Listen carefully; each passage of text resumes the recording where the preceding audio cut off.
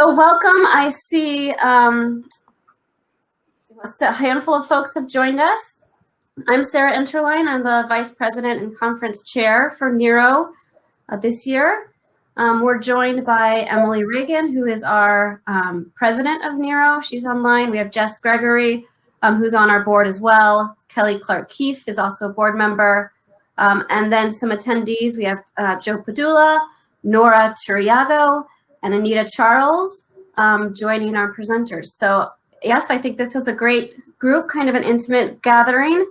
And the way that the presenters have structured today is they're going to do a formal presentation with a slide deck. And after that concludes, have some time for questions and answers and discussion. And the one benefit to being able to use a platform like this is that throughout the presentation, they will take any comments and questions that you feel like you want to put in so they don't forget them for later. Just go ahead and put them into the chat. On the right-hand side, you see, you should see a toolbar. And at the top, it says chat, polls, and people. If you click on chat, which many of you I think have already found, just go ahead and put in any comments or questions throughout the presentation. The presenters are prepared to stop if need be to address something if it seems relevant, or hold it to the end. And then beyond that, that's really all you need to know for today's session. You made it here, which is the hardest part, but we're all getting, pretty expert level in terms of technology these days. So with that, let me introduce, we have three presenters. One is hopefully going to make her way here, but we have Cinzia Pica-Smith from Assumption University, and we also have Carmen Valoria, who is from Suffolk University, and they will be presenting on their book, which is titled, oh shoot, I just lost the title, where'd it go? Social Justice Education in European Multi-Ethnic Schools, Addressing the Goals of Intercultural Education. And this book, it was the winner of AESA's 2019 Critics' Choice Book Award. So congratulations to the authors on that. And with that, I will minimize myself. Unfortunately, I'm still going to be a little square because I'll be running the slides for them. But you should still be able to see the presenters' faces and the slides as we get going. Thank you. Thank you very much. And thank you for inviting us here today. We are so pleased to be among colleagues that we know well and that we care a great deal about. NERO has been our longtime home, and I'm happy to say that I have been participating in NERO since I was a graduate student at the University of Massachusetts Amherst. So I'm happy to be joining you and my dear colleagues. Welcome. We are excited to be here and to be discussing our book, Social Justice Education in European Multi-Ethnic Schools, Addressing the Goals of Intercultural Education. I'm honored to be here with all of you and my dear friends and colleagues, Rina Manuela Contini of the Università di Chieti Pescara in Abruzzo. Rina will be joining us from Fossa Cesia, a place that's very dear to me. It's a place where I spend every summer, and I'm able to work and play with Rina. And I've been collaborating with her for years now on several research projects, as well as my dear friend and colleague, Carmen Valoria of Suffolk University here in Boston. Carmen and I have also been collaborating for over a year, for over a decade and a half. I'm Cinzia Pica-Smith, and I'm joining you from Assumption University via my home office in East Hampton, Massachusetts. I'm particularly happy to be welcoming you to our collaborative conceptual scholarship and research, which crosses disciplines. Rina, Carmen, and I come from different backgrounds, It has spanned years, time zones, and geographies, languages, and cultures. Our collaboration is a special one that has included deep conversations, theoretical tensions, some disagreements and challenges, but ultimately consensus. All three of us have been shaped and challenged and changed by our work together. We are three English language learners with different and differing levels of fluency in English. We've worked in three languages, translating and counter-translating our work between us, and with the help of an additional professional translator, Arianna Vallocchi. It has been a rewarding and enriching journey that concluded in this book, and then a second one, which we will briefly mention at the end of today's presentation. And this first book, as was mentioned, won the 2019 American Educational Studies Association's Critics' Choice Book Award. When we began to write this first book 5 years ago now, we did so as the European landscape was quickly changing, becoming increasingly multi-ethnic, increasingly multicultural, multilingual, religiously diverse. And of course, this is still the case today. These changes are shaping sociopolitical and institutional contexts, and immigrants are facing interpersonal, institutional, and cultural oppression. Every day, as you probably know, the media reports on violence against those who are or are perceived to be non-European. And among many other indicators of xenophobia and racism is the rise of right-wing and populist movements who often join forces on anti-immigration political platforms. The global pandemic that we find ourselves in the midst of has further exacerbated and fomented anti-immigrant sentiment, discrimination, and violence. And racial and ethnic minority community members are experiencing even more isolation and lack of access to important resources, from healthcare to education to employment and child welfare services, just to name a few. It is in this context that we tackled and continue to tackle the conversation about the political framework of interculturalism and its pedagogical extension, intercultural education, as it's proposed in the European Union as a, quote, diversity management tool, right?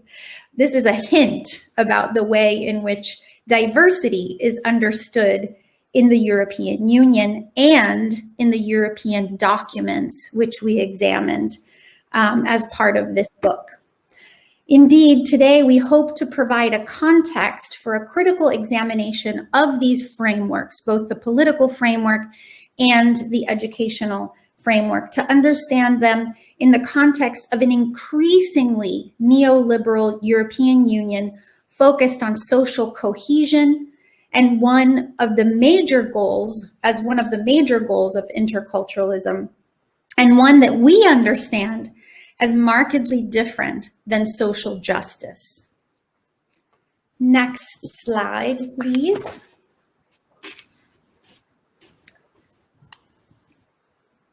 So this is just our table of contents. We just wanted to show you how we organized the book.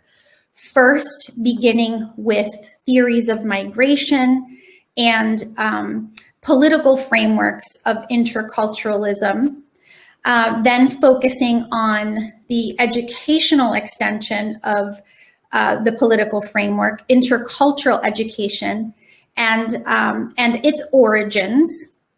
And then a chapter on critical theory, a chapter in which we examine a case study on the Italian context, a chapter focused on particularly a conversation about race, And then a chapter on intergroup contact theory, and intergroup friendships, because this is so important in the context of intercultural education. And finally, ending with a discussion of social justice education. Next slide. Oh yes, this is just a photo of a recent demonstration, anti-racism demonstration in the Italian context. And the next slide, please. Thank you so much. So we'd like to, today we'd like to discuss intercultural education by first briefly talking about its connection to the political framework of interculturalism and how interculturalism emerges out of the backlash, the multiculturalism backlash.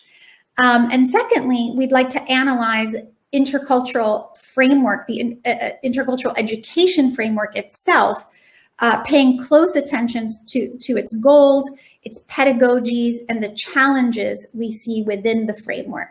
And one of the ways we would like to do that is to present you with an analysis of the Italian case study, to which we devote a chapter.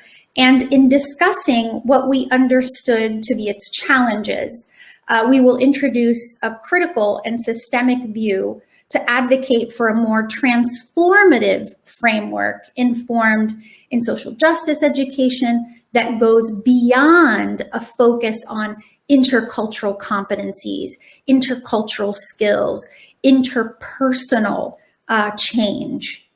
And that is how we will frame our book talk today. Next.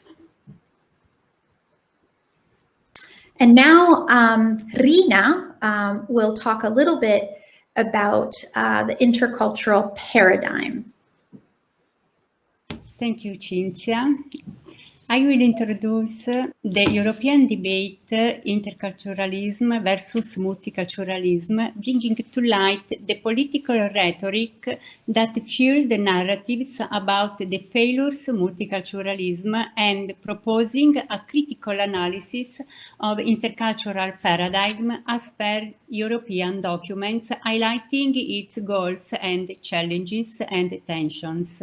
In Europe, given a multiculturalism backlash, interculturalism has emerged as an alternative to multicultural approach. Next, please. Okay, thank you. Intercultural approach has been promoted, especially by European institutional documents, as a new form of governmentality that better responds to the call for democratic governance and management of cultural diversity and social cohesion. If multicultural policy is understood as the recognition of group difference within the public sphere of laws on a macro level, the intercultural policy represents top-down policies focused on a micro level with the aim to promote social cohesion and order in diverse societies. Order is not social justice and change. In fact, the foundational concept and keywords of intercultural paradigm are a new diversity management model, cross-cultural dialogue, super diversity, social cohesion, so a focus on the individual at the micro level versus group rights. Intercultural dialogue is defined as a process that comprises an open and respectful exchange of views between individuals and groups with different ethnic, cultural, religious, and linguistic backgrounds on the basis of mutual understanding and respect. So intercultural dialogue contributes to political, social, cultural and economic integration and the cohesion of culturally diverse societies. Essentially, interculturalism is defined along with diversity policies as centered around the promotion of interpersonal cultural exchange with the goal of fighting prevailing intergroup stereotypes and prejudice reduction. Intercultural approach builds itself as the policy of dialogue, creating space and opportunity for individuals, groups to come together harmoniously. So critically analyzing the intercultural paradigm, we notice that the framework ignores imbalances of power and structural systems of oppression. Individuals who occupy position of power and privilege tend to determine the implicit roles by which dialogue occurs. It focuses on a micro level of individual exchange and lacks on a macro level of public policies and recognition in the public sphere. In addition, interculturalism links itself to the neoliberalism and policies of civic integration and the concept of governmentality. In fact, it is interesting to observe how, alongside a distancing from multiculturalism and a defense of interculturalism in Europe, many European countries are also reorienting immigration policies towards the reinforcement of border control and managed immigration.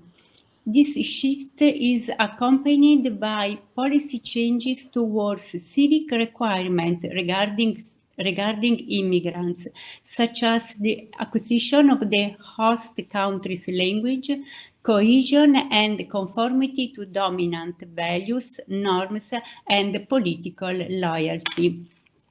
These are promoted through courses on civic integration, obligatory tests for neo-immigrants, and citizenship ceremonies. Next, please.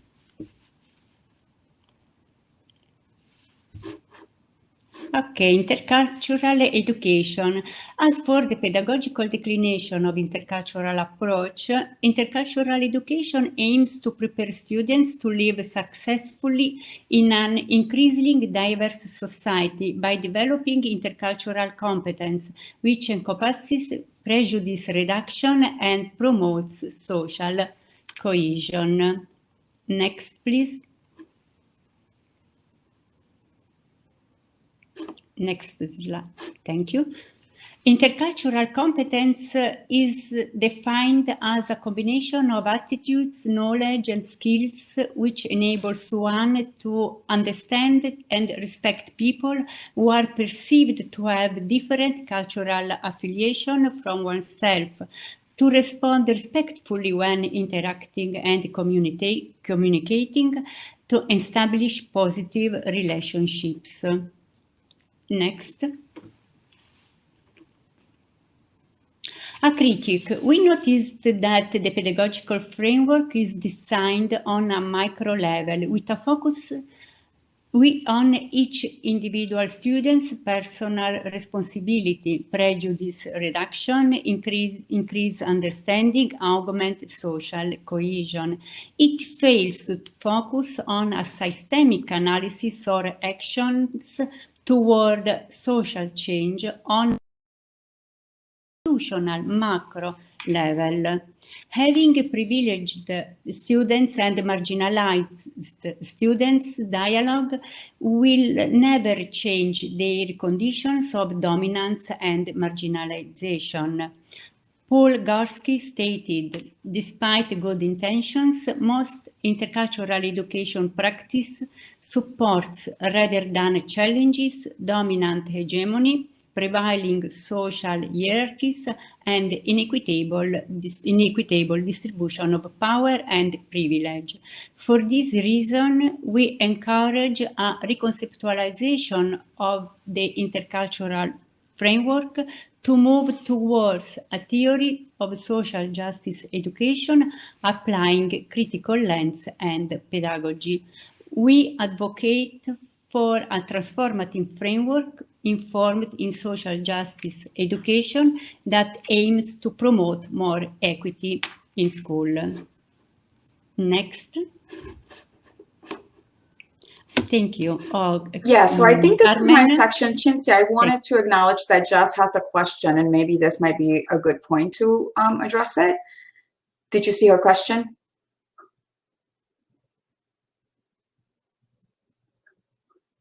I wonder how your work has been impacted by the COVID-19 pandemic that appears to have fanned flames of xenophobia. What are your thoughts on this?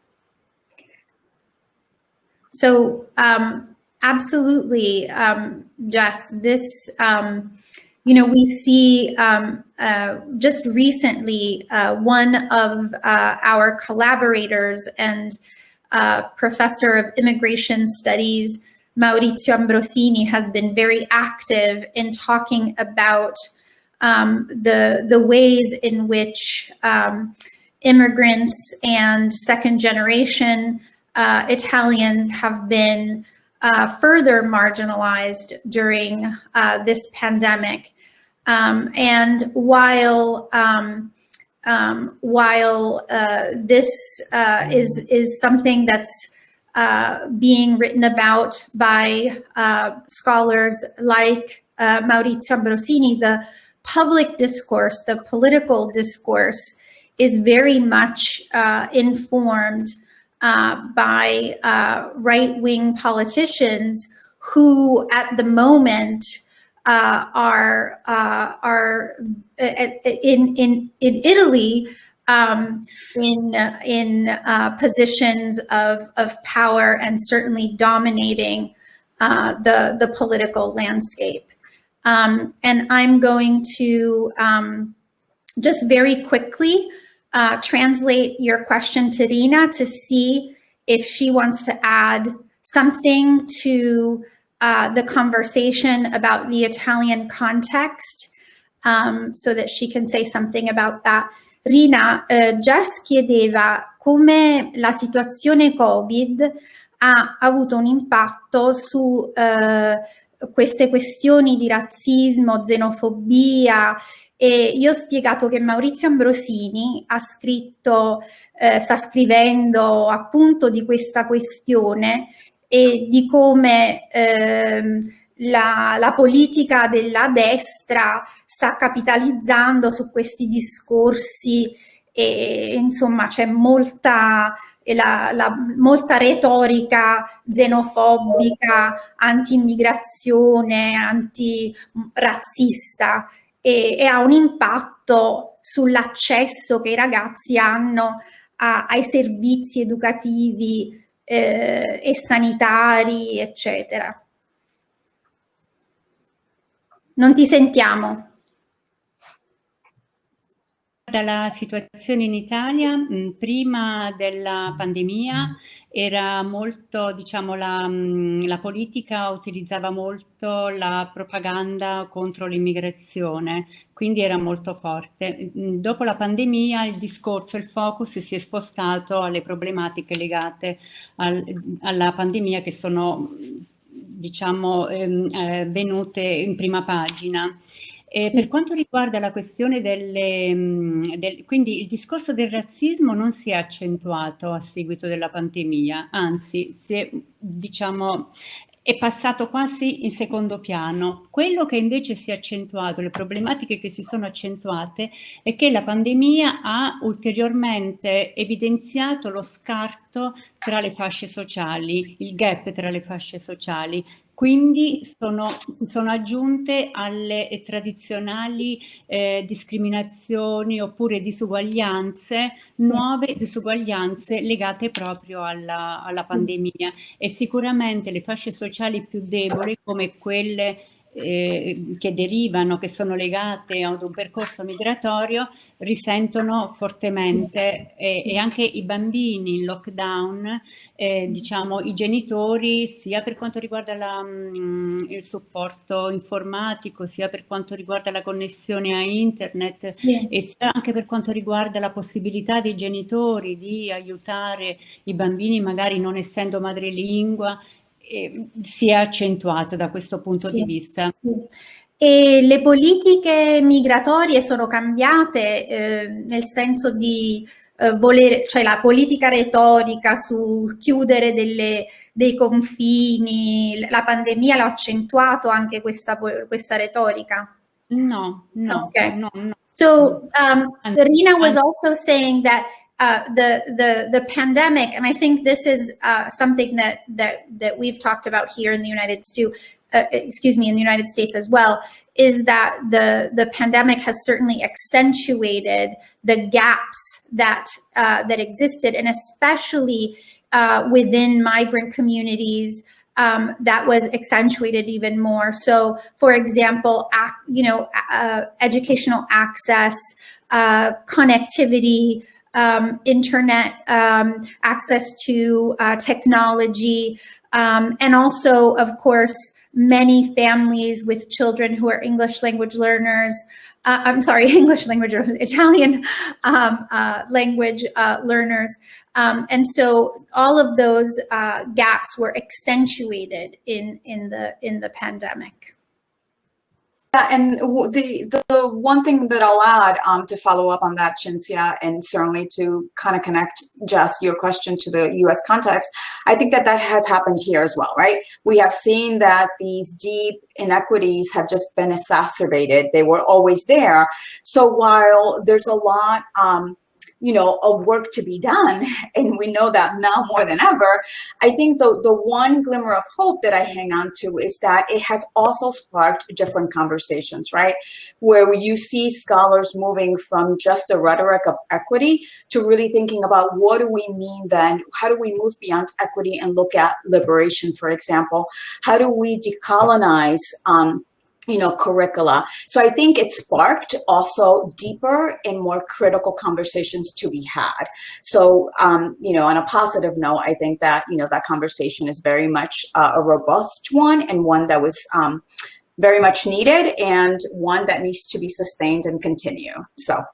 One of the things I will say that Rina mentioned is that the conversation about racism has taken a back seat in Italy during the pandemic, so that, unfortunately, the conversation has, of course, there's a gap that's been accentuated by the pandemic, but the conversation that had begun or was germinating around racism and anti-racism work took a back seat. And the conversation about class took a front seat. And so it is scholars like Maurizio Ambrosini who are pushing to continue the conversation on racism and xenophobia, and certainly, I just having recently read an article that he published a couple of days ago, I'm reminded that that race continues to be something that doesn't want to be a conversation that doesn't want to be had in the European context. And to some extent, right, even here, right? So there's that segment, so that also can be seen here. So as Rina ended prior to us engaging the question, Rina talked about this rereading, right, that needed to be happened. So this rereading led us to conduct a qualitative analysis of the European documents to make a connection between the language encoded in these documents and the prevailing neoliberal ideology, right, as highlighted in this article, right, the educational aims of citizenship education. So just by looking at this really briefly, notice the difference between liberal and neoliberal goals, for example. Or for a more dramatic difference, look at critical and neoliberal goals. So looking critically at language, especially how policy is framed, is important because we know that a politically motivated ideological seeds are planted into government and school-sanctioned documents, right? And these documents then inform pedagogical practices, often carried out by school-based educators and other actors. So we know that ideology is dissolved in objective knowledge, which gets translated and transmitted, often devoid of a deeper understanding of the relationship between socialization and the reproduction of class, gender, and what we were just talking about, racial inequities, right?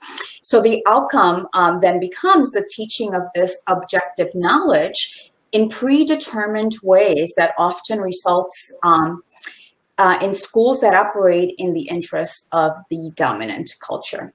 Next, please. Okay.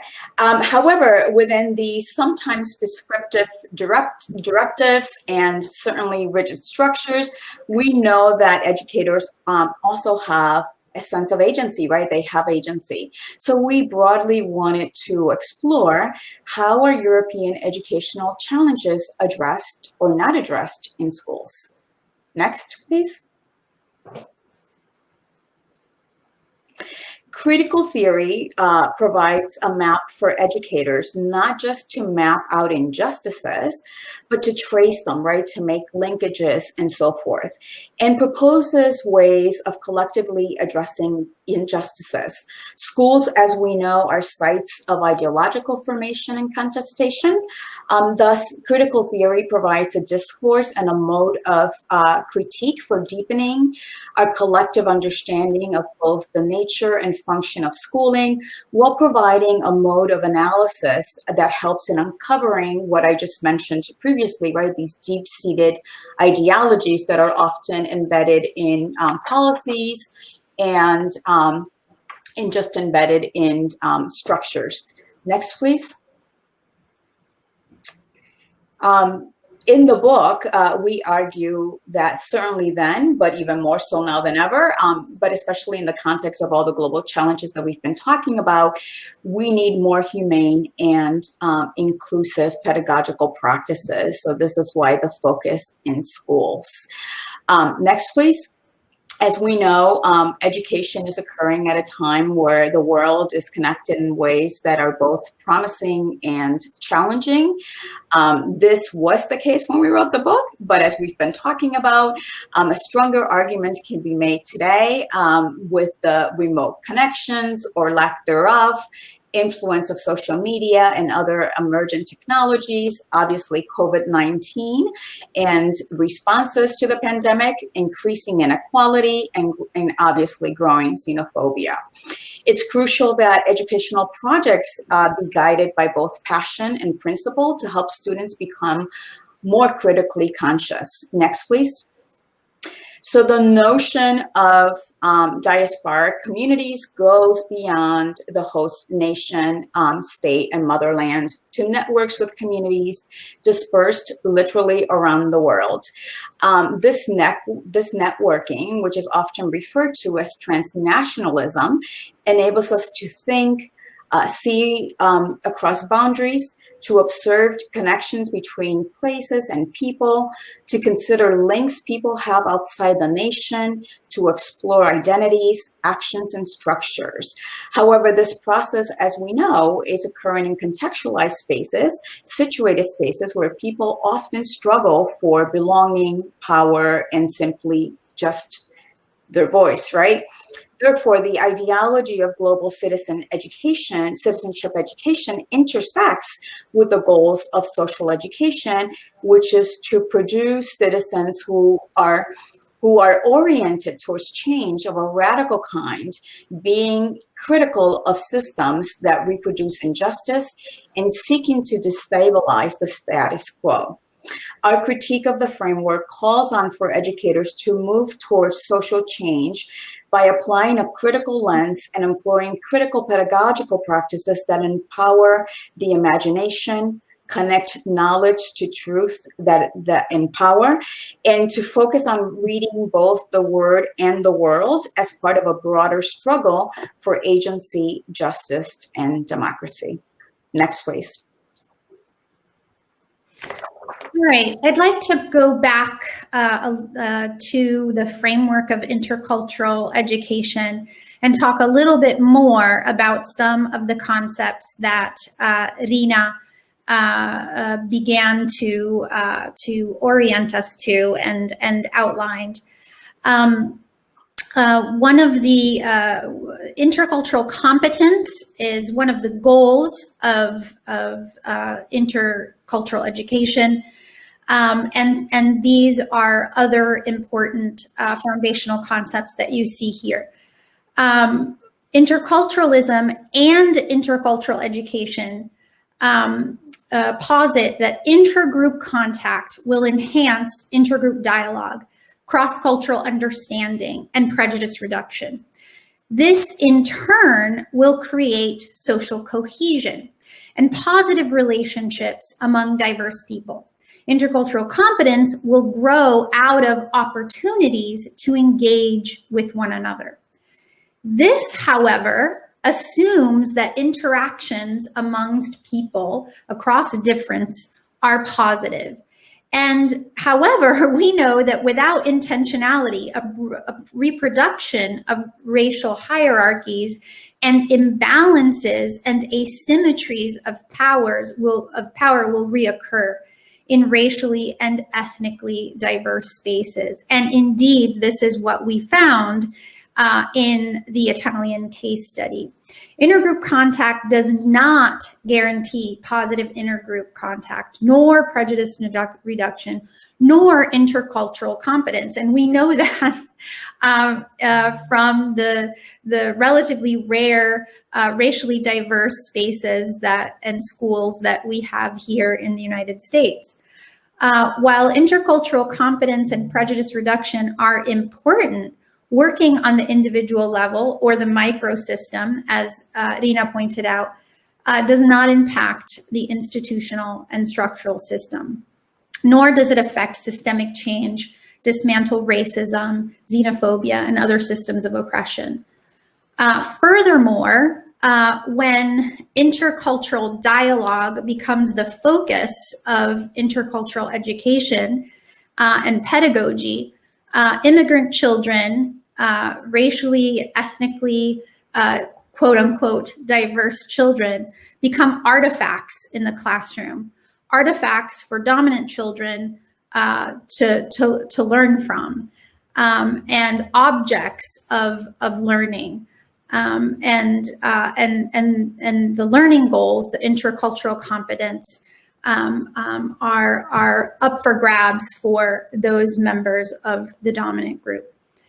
Lastly, intergroup contact and dialogue is meant to move persons of diverse cultures and belief towards, quote, shared values, right? That is a goal of intercultural education, a stated goal in the documents. We ask, however, without an examination of asymmetries of power, whose values will be shared and adopted, right? What are these shared values? Who will be invited to the dialogue? Who will set up the dialogue? Who will be doing the inviting? And who will set up the rules and the guidelines of the dialogue? All of these questions, of course, have to do with power. And all of these are historically and sociopolitically contextualized. Students and members of communities dialoguing come together from different experiences, different lived experiences of disparity, oppression, discrimination, and injustice. And just imagine where many of these students are immigrating from, right? Countries previously colonized by host countries, right? So these dialogues are fraught, right? Dialogue implies coming together in equal status. So we are not talking here about intergroup dialogue. We are talking about cross-cultural exchanges. We are talking about contact, but we are not talking about dialogue based on equal status. Next, please.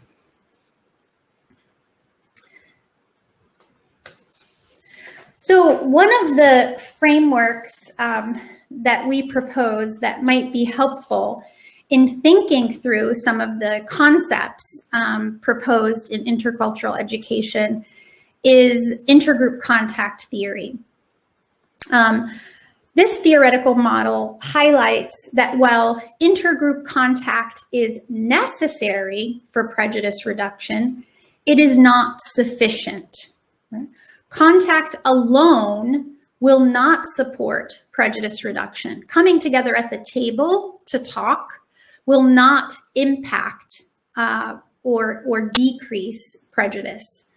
In fact, 4 ideal conditions must be in place for any prejudice reduction to occur. First among them is that people of diverse identities and experiences must come together in equal status and must experience equal access and support by authorities. They must work together cooperatively on common goals, right? So this is a tall order and one that speaks more towards goals of equity. Under these conditions, prejudice reduction is possible. These ideal conditions must be in place for intergroup friendships to germinate and for intergroup dialogue to happen. Cross-cultural exchanges are not intergroup dialogue, right? And then we would like to point out that even when intercultural competency and skill are achieved, right? These are certainly important goals, but they're still interpersonal goals, right? So that is, again, a message that we try to underscore.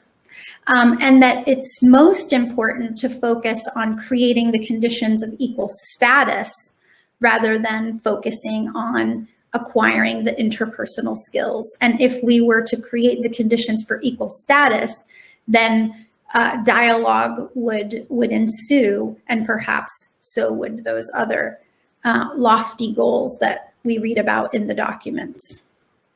Next, please. All right, so in the next several slides, we decided to just give you a little bit of background on some of the literature on intergroup friendships. Again, because the framework, the intercultural education framework, engages so much with these concepts of how contact leads to dialogue, leads to prejudice reduction, leads to positive relationships among young people, which of course creates social cohesion and just the ideal conditions for a pluralistic society that will be beautifully diverse and primed for interculturality. So we want to give you just some background on intergroup friendships and how, in fact, the literature does not point to the fact that intergroup contact leads to intergroup friendships, right? So in the next few slides, I'm just going to go over some basic information about intergroup friendships.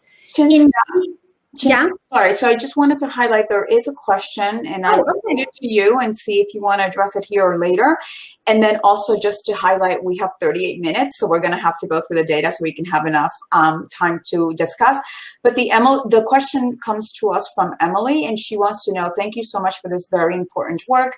What about the preconditions such as intragroup work that must take place to create the conditions for equal status? Okay, great. And unpacking power and privilege within the group, certainly. Yes, so the literature that we're examining here is the literature related to intergroup friendships amongst young people, amongst children. So that that literature doesn't include a great deal about the dynamics that you're talking about. But certainly the friendship literature on adult populations, college students and adults, does speak to that piece, to the work that has to happen. For example, in the U.S. context, there have been studies by Linda Trope at the University of Massachusetts Amherst, in fact. And so that dynamic is certainly studied in older populations, the studies that we're presenting here are pertinent to children's intergroup friendships and intergroup contact theory. And the studies that inform this theoretical framework do not focus on intragroup work. But absolutely, it's an important piece of what needs to happen in order for intergroup dialogue to go well. As a matter of fact, IGD as a pedagogy, intergroup dialogue as a pedagogy, does have that component built into the frame of the workshop series. So there are affinity groups that happen. So in intergroup dialogue, white students meet together, students of color meet together, and that work of unpacking power and privilege, talking about white identity development, talking about whiteness happens in an intragroup setting before the group comes together to dialogue. So that is absolutely part of the framework of IGD as a pedagogy. And that we actually touch on in the next book. Yes, and that is something that something that we know a great deal about from our own institution, and that's been studied and written about a great deal with college students and with adults. But those that literature does not inform intergroup contact theory, although it's, as you say, very, very important in the context of this conversation. Yeah. So Cinzia, also just to kind of keep us on track, we have about 34 minutes, and I also want to highlight that Kelly also wanted to hear a little bit more about sort of this enduring discourse along the lines of social justice and transformation rather than neoliberal aims.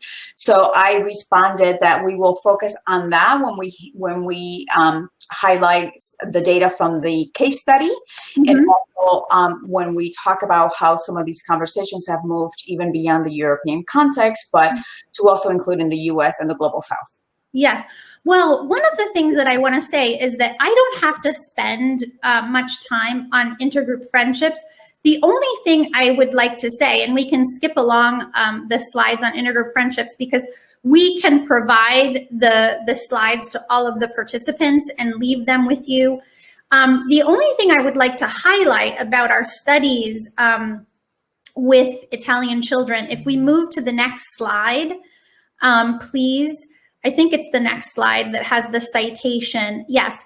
So, we conducted a large study with over 1,000 middle school children using a survey method.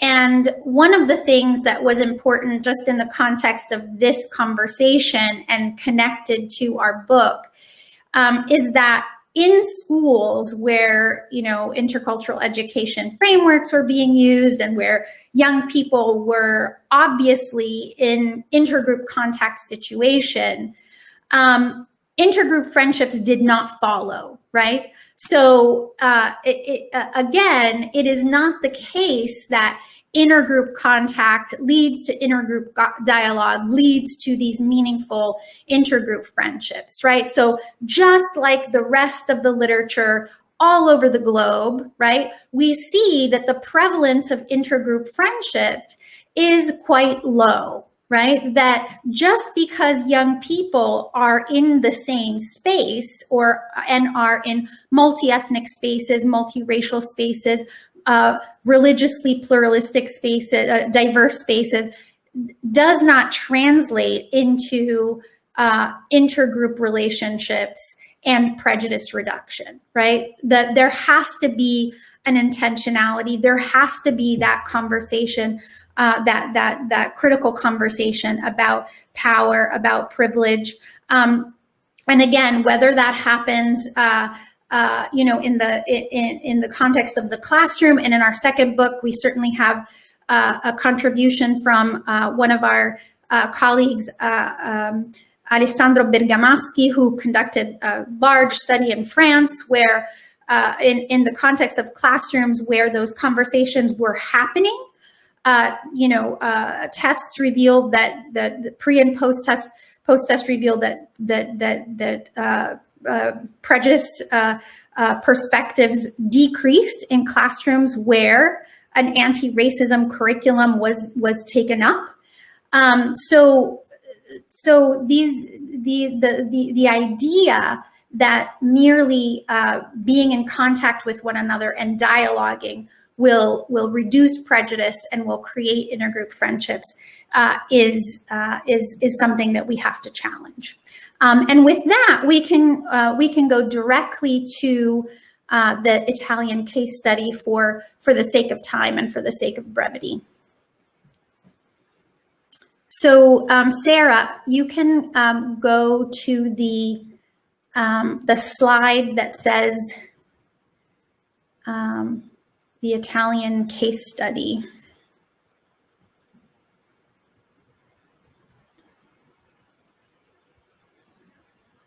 Rina, vogliamo iniziare con la prossima? Sì, ecco. Okay, thank you. Okay, I will present a case study on intercultural education in Italian schools. Why Italy? Because the European discourse on intercultural education is fully inscribed into Italian educational regulation, which places an intercultural perspective at its center and considers schools as the preferred space for the formation of intercultural competencies.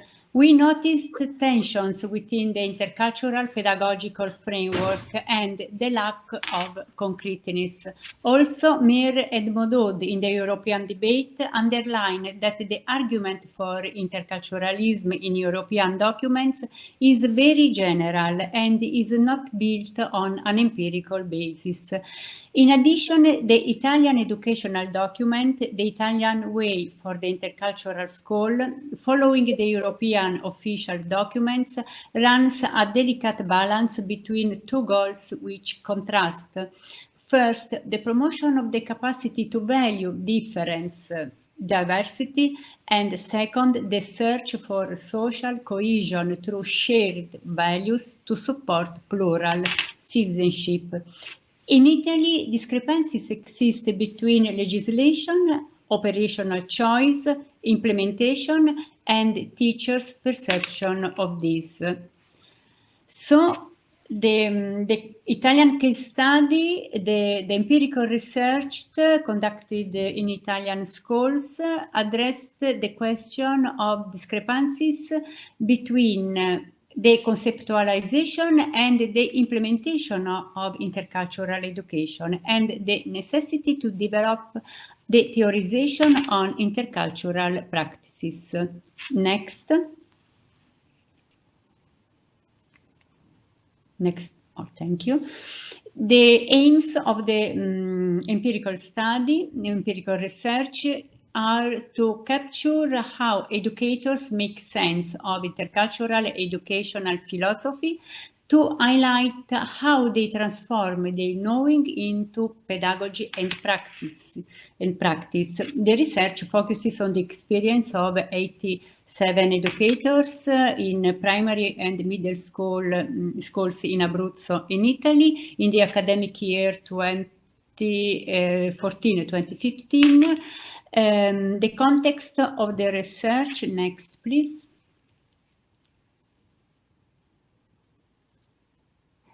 Okay, the context of the research, schools in Abruzzo provide an interesting context of study regarding the methods of translation, intercultural education concept into concrete practices. In fact, over the last 2 decades, the area of Abruzzo has seen an increase of students with migrant backgrounds. And so schools finding the need of new educational strategies to create positive educational environment for all students. We used qualitative interviews, document analysis, and focus group. Next slide. Okay, findings. We found 3 themes. Intercultural perspective, saliency of language and literacy, welcoming practices. In this presentation, we will focus on intercultural perspective. Next.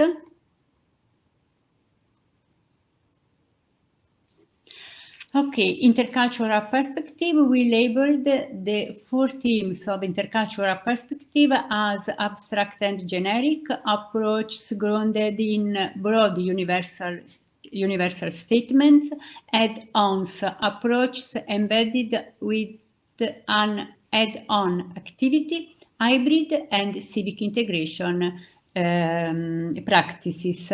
Approach positioned under the large and ambiguous umbrella of interculturalism.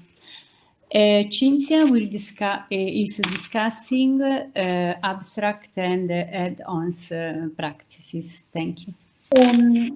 Rina, visto che abbiamo poco tempo, vogliamo hybrid. So because I'm seeing that it's 1:05 and we have 25 minutes, I'm wondering, should we focus on hybrid practices and civic integration, and all of us sort of discuss those 2 themes as opposed to going through abstract and generic, since the hybrid practices and civic integration are most. I think we do. Yeah. Okay. Let's move in that direction. So Sarah, could you advance to the slide that says hybrid practices?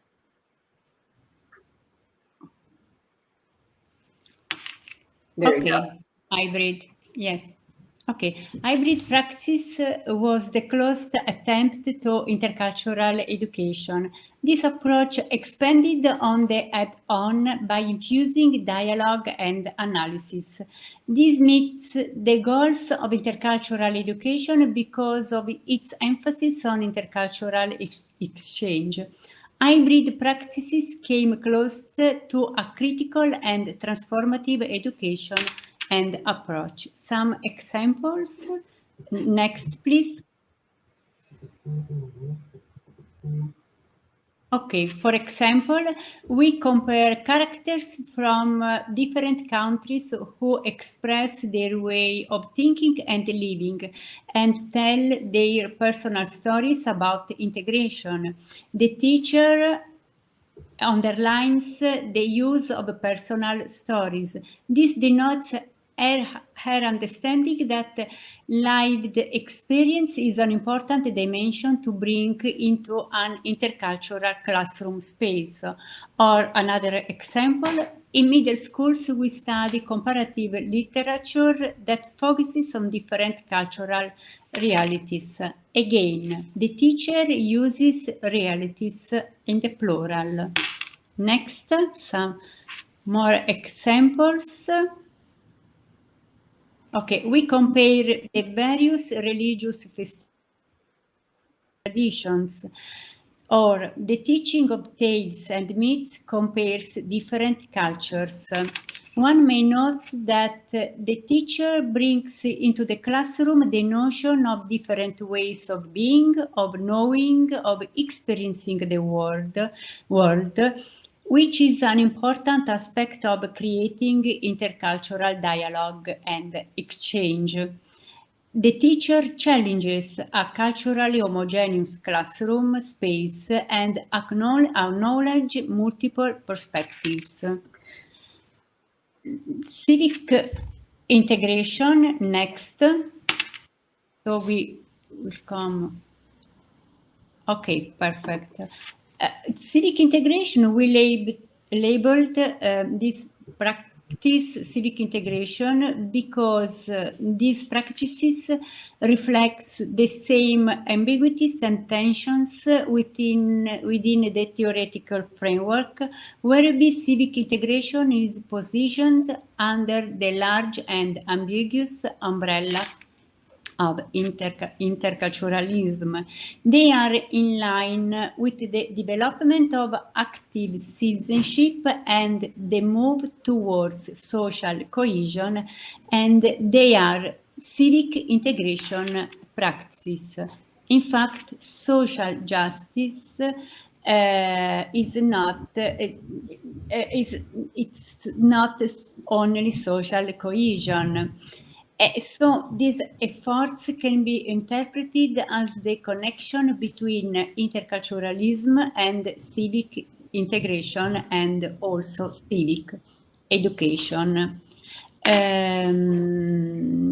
For example, after having done projects regarding the Constitution and the Universal Declaration of Human Rights to promote a sense of citizenship, some school trips to important institutional buildings, such as Montecitorio, the Italian Parliament, and Palazzo Madama, Senate building, were organized. As one may note, these teachers' practice introduced the Italian Constitution to Italian board, second generation, and immigrant youth. This may be considered a practice of civic integration and education. Some more example. Next. See, something that's important to notice is that here we talk about the fact that rather than, for example, bringing the experiences of students into the classroom, right? So there are second generation students in Italy who are not able to gain Italian citizenship. They are Italian. They are born in Italy to parents who immigrated to Italy. Their first language practices are they're fully bilingual. Sometimes they speak only English, only Italian. Excuse me. They have been schooled entirely in Italian, in the Italian school system. They identify as Italian, and yet they are unable to gain Italian citizenship until after their 18th birthday. And they must reside in Italy without an absence, prolonged absence. And so rather than discussing some of these issues in the classroom, rather than talking about citizenship in a way that is meaningful to the students in the classroom, bringing these conversations about who is a citizen, who is not, rather than bringing the Constitution to life in meaningful ways, we see that conversations about the Constitution are taught in a way that's really neo-assimilationalist. And so these are some of the things that we saw again and again in the study, are that even teachers who are attempting to use the framework are not engaging in critical ways to dialogue with students who are immigrant or second generation about their engagement in the life of the Constitution, of the Italian Constitution. Cinzia, I wanted to highlight really quickly, Joseph has a quick question. I'm just going to go to the question in terms of, do negative attitudes at home negate intercultural education in schools? You certainly can add to this. You know, my thinking on this is that while we didn't look specifically at students and we didn't look at parents, we looked specifically at ways that teachers, right, took this work up in schools. So, you know, I can't answer that question directly, but what I would say is that I don't think that the negative attitudes would necessarily negate anything in the classroom. I think that when teachers and understand and critically look at a framework like this and engage students, set the tone and engage them, those actually differences can be really part of a very robust pedagogical practice, where though, you know, when teachers have an opportunity to explore where those differences or attitudes come from and how they can be problematic. Along those lines, there was a question around you know, any kind of possible resistance to particularly dimensions of religious affiliation, and, you know, that aspect as connected to culture. And an example is that in a particular context, there's parental resistance to students learning about Muslim-centered culture and so forth as being promoted. You know, this is probably part of a larger dialogue for us to have, but what I would say with that is that when we connect what happens in the classroom to larger goals, right? Whether it's global citizenship or even the UNESCO, you know, goals, then I think that there's a little bit more flexibility there to have these conversations as part of a pedagogical project that is trying to not only raise awareness and critical consciousness, but to teach students about a bigger, you know, world and an interconnected world. So I think that there's possibilities to be able to talk to parents about how this is part of that larger educational project. Those were my thoughts. I'm not sure, Cinzia, if you have other. Yeah, I mean, I think obviously working with the community to talk about the difference between religious education and religious literacy is an important piece of the work that educators in religiously diverse communities have to do. And that's in Europe, and that's here as well. I think that we see this happening in European context as well, which is that there's a difference. You know, educators are not attempting to indoctrinate students into any religious faith, but there is a responsibility to create religious literacy, and that's something that we can make that distinction. We can have those conversations, and for parents to understand that that difference, I think that could go a long way. 13 minutes, so just want to be just conscious of time.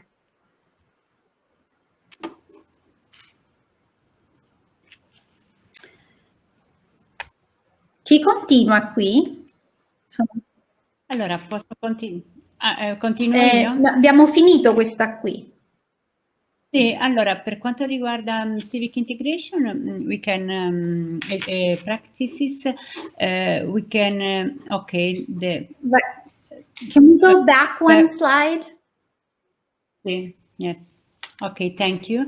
This is another example. The teacher connects intercultural education with the development of social cohesion and order. In fact, the teaching materials favor social cohesion, developing a vision of citizenship in line with constitutional values and the charters of international rights. This vision lacks critically as it does not account for issues of power and structural barriers embedded in practices aimed at social cohesion. A critical approach and pedagogy to studying the Constitution, Cinzia, may include an analysis of what rights native second generation immigrants and non-citizens have or do not have, and how these realities affects the students within the classroom and in the community at large. Bringing an analysis of power, a critical pedagogy approach to intergroup dialogue, and possibilities for social change would be more in line with an education that promotes critical thinking and social change and justice. Okay, so conclusion. Let's see.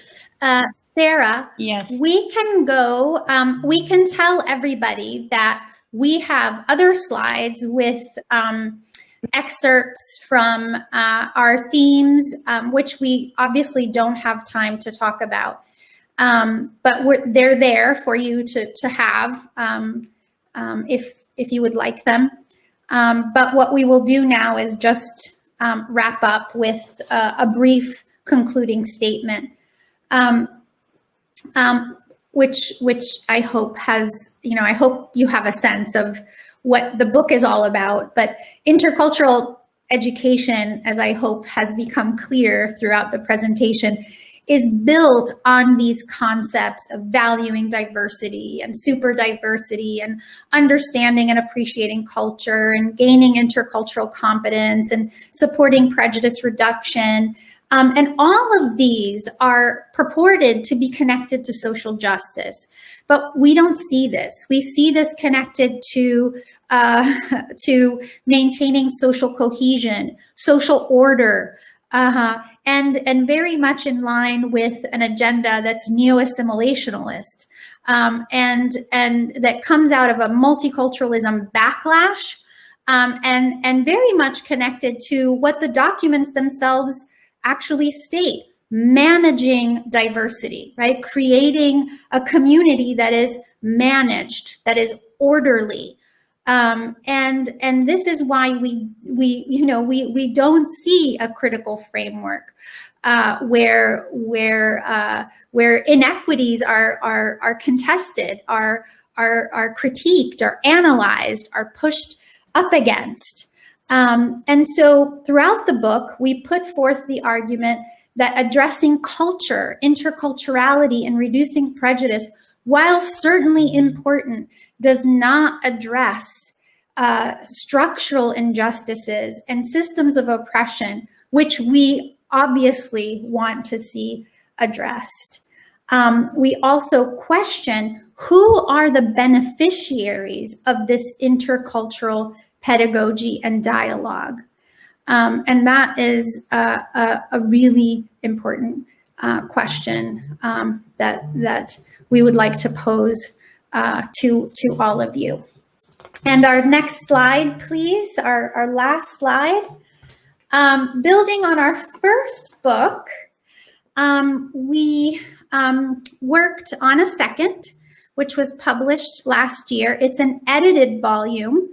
And we curated a deeper dive into the framework and reoriented it to engage in new conversations across various institutional contexts and many different countries beyond the European context, from the global south to the global north. The book is actually a conversation that begins in the global south and speaks to the global north.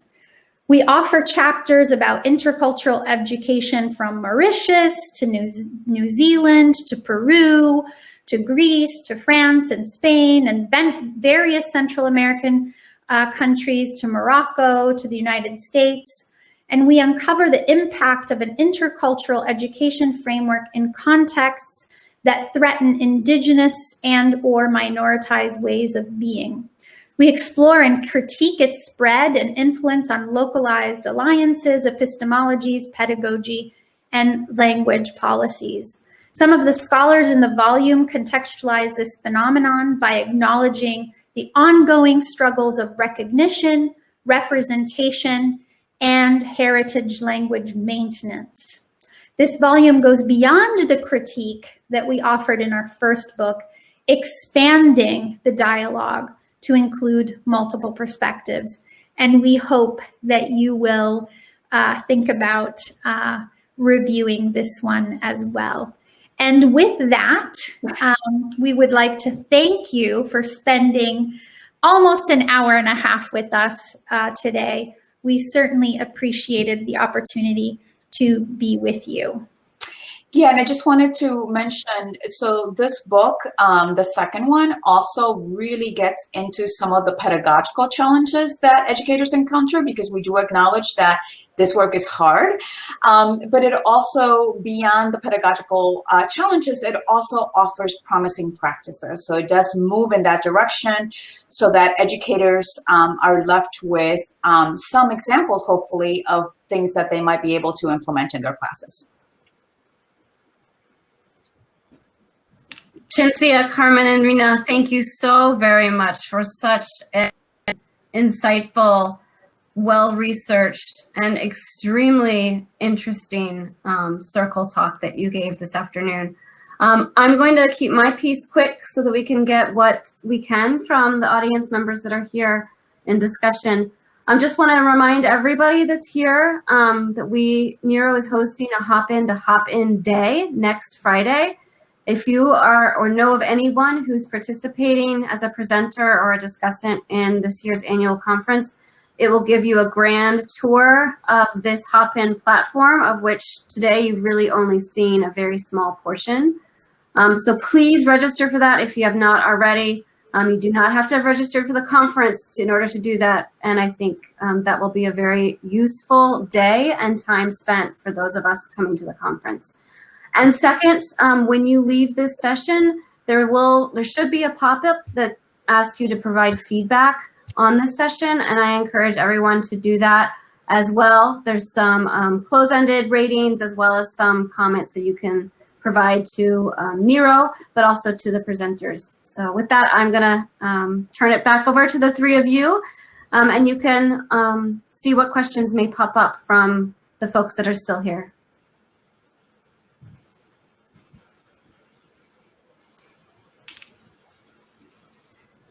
We wish that we were there in person, but hopefully. Yes. Can we see who's here? I lost the capacity to see that. So have I cannot see. Thank you, Emily, very much. So I can see the names of people, but I don't necessarily see folks. We have 10 people still here, and if you'd like to bring people on to audio and video, and I'll just say this to the attendees as well, click the share audio and video in the top right area. Right, where? Well, Cinzia, Carmen, and Rina, yours says leave. Don't click that or else you'll leave. Oh, yeah. No. So if anyone in the audience wants to come on, feel free to share your audio and video in that way, or use the chat, whichever you prefer. I don't want to leave, so I don't think I'll do that. But if you have the capacity to do that, I would love to see everybody. There's some people. Hi, Anita. Oh, hi, Anita. Hi. Thank you all. It was really wonderful. Thank you for coming.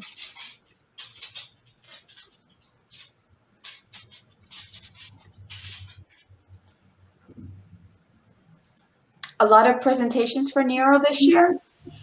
Hi, Kelly. It's so nice to see you. I miss you. I miss you I too. know, Kelly. I haven't seen you in a while. It's been a long time. I do have a quick question, if that's allowable. I know we're only 3 minutes away, but wow! But thank you.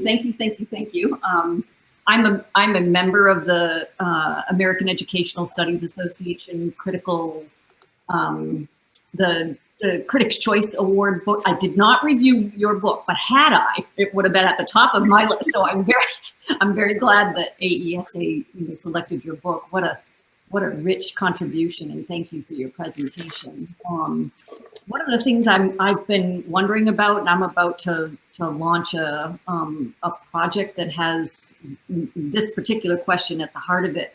I'm wondering the extent to which either of your book projects surfaced for you the ways in which perhaps non-text or speech-centered ways of engaging in knowing within and across groups surfaced as something important to think about. When I think about intergroup dialogue or other kinds of dialogue, it's often just assumed that speech and text are at the center of that, potentially at the expense of other forms of expressing oneself that are perhaps differently body-centered. So I'll leave it at that. I'm just curious if that has surfaced in either of your book projects as something to consider. No, not in this one. Not in this one. But the only thing that I can think of is, Kelly, and I think you and I have had conversations about this at some point. I remember the place in Portsmouth, maybe over a drink or something. But the second book does have a piece on using restorative practices, including circles, in the classroom as a pedagogical practice. And I can see a situation where that could be explored, right? Because of the nature of the circle, there's not a lot of hiding. So if you see someone, crossing or how they're sitting and what have you, that would hint at, I think maybe something that Joseph brought up, like resistance maybe, or would hint at something that's nonverbal. So I think that probably has the potential to kind of get at some of that. Or at least educators should be mindful of that when reading or be participating in a circle. Right. Yeah, thank you very much, Carmen. Yeah, I'm just considering the extent to which, whether it's language acquisition or, issues of, just communication that extends beyond speech and text-based. Right. Well, even communication styles, right? Mm-hmm. I mean, from a cultural perspective, there's ways that we communicate, that differ across culture. Silence could also be a form of, resistance or it could be seen as something be read, right? Right. And systemically, institutions of education are based on speech and text, and so it's already always kind of a marginalization for those for whom speech and text are not perhaps even their first language. Yes. Non-linguistic approaches are not their first language. So even like the whole notion of looking at someone directly in the eyes, and how do you communicate that? Mm-hmm. Yeah. Thank you, all of you. Thank all of you as well.